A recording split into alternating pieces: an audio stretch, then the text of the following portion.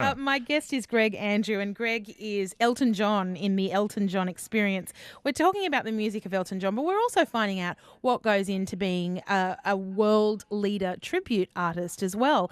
How closely, Greg, do you have to watch the goings on in Elton's life, both his musical life and his personal life?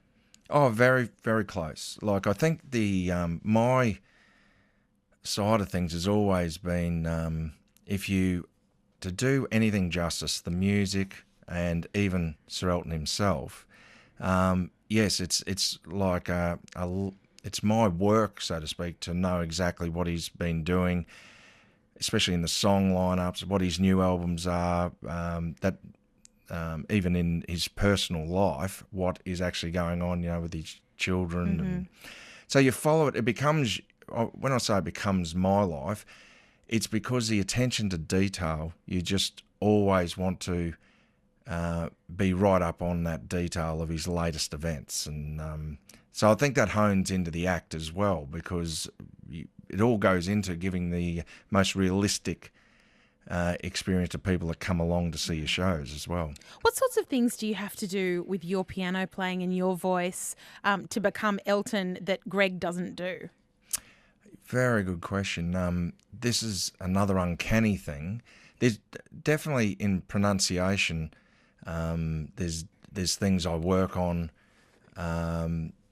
with the English pronunciation. Like Elton, fortunately, he's English, but because he's spent so much time in America as well, there's a bit of an American.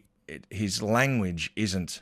You wouldn't totally listen to him and say he's a British artist. There's no Cockney, there's no distinct accent there, but he is really.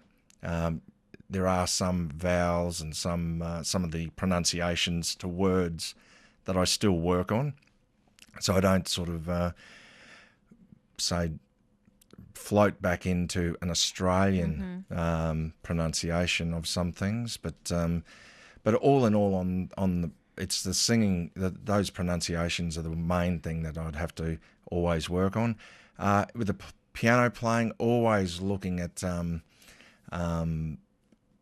really sort of homing in on any latest solos and different things like that. I'm very lucky that my main instrument was piano, so I went through classically at the Queensland Conservatorium of Music, so playing the piano, for whatever term, isn't the major problem. Well, is it because Elton John as well? Like, if you're from a classical background, Elton John's a bit of a chord banger, really, isn't he? Like, he's not sort of fancy on the piano like Billy Joel or someone like that.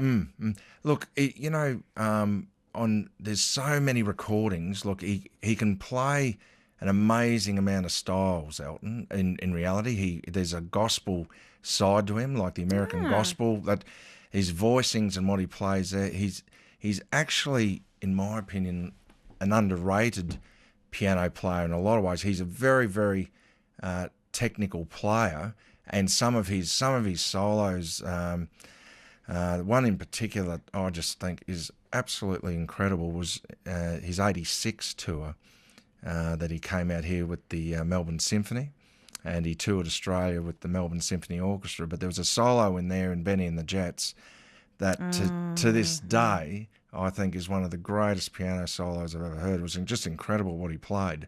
But his technique, all his playing, it's quite incredible. I had the wonderful experience of sitting at his piano before a concert when was that, last year?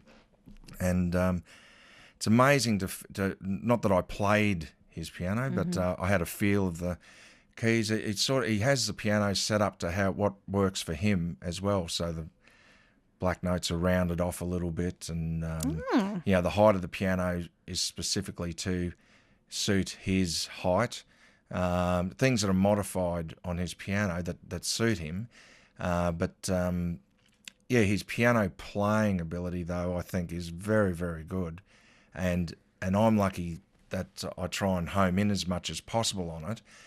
But I always give credit, and I know that people, it's wonderful when people come up to me and say, gee, it was like listening to Elton, or it was identical to Elton. But I always say, the another incredible thing about Sir Elton John is that he was the one that came up with it originally. Yeah, he's an amazing guy. Yeah. Elton John we're talking about tonight with our guest, Greg Andrew, who is the Elton John in the Elton John Experience. Have you met Elton John? I had a brief encounter with Elton John last year. I was lucky enough to be invited backstage at a Brisbane concert, and I had 45 minutes pre-show with the band, but no, Sir Elton I didn't have much time with at all. I managed to get a signed copy of one of my Goodbye Yellow Brick Road albums, which was wonderful, but no, I'd love to have the opportunity down the track of having a little bit of a chin wag with him somewhere along the line, but no, the band, that was incredible. That was a wonderful experience. So, did you get any sort of feeling on how he feels about tribute artists? I think the real thing with Sir Elton after following, that's a great question, because following that quite closely, I think he doesn't have a problem at all if you do it well. Mm-hmm. He has a real problem if you don't do it well. And don't take it seriously. And that sounds like you do. Yes, yeah. Until recently, I think it was about 6 months ago, that Elton, or whoever does all these tech, websites and Twitter and Facebook, all that sort of stuff, whoever does that now, they've changed the whole setup of the website, in the last 6 months. But prior to that, whoever ran that side for him, they used to follow my Twitter and Facebook feeds. Right. So they would be aware of what I do. Mm-hmm. Yeah, someone is aware of what I do. Do you know how many Elton tribute artists there are out there? I don't. Worldwide, there's not. It depends. How I say tribute artists is that there's people that I can say might enjoy Elton and put on some funny glasses and some feathers and hide behind something, but then they don't sound like him, don't look like him, but love the music. Mm. And then there's what I call the serious tribute artists that are portraying the music and his look and whatever. But there's still a handful of them worldwide that are in the top. So five people worldwide, I'd say, have been they're the best in the world. Right. Well, let's go on to listening to some music, and the first one you've chosen for us is "Candle in the Wind." Now, which one of these do you usually play, the Marilyn one or the Princess Diana one?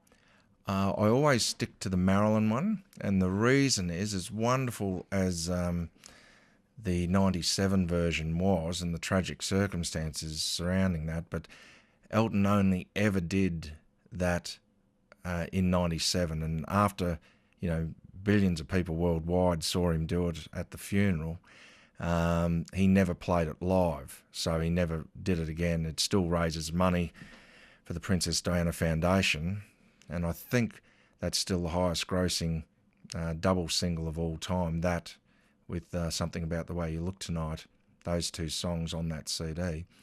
But yes, I always stick to the traditional Marilyn one.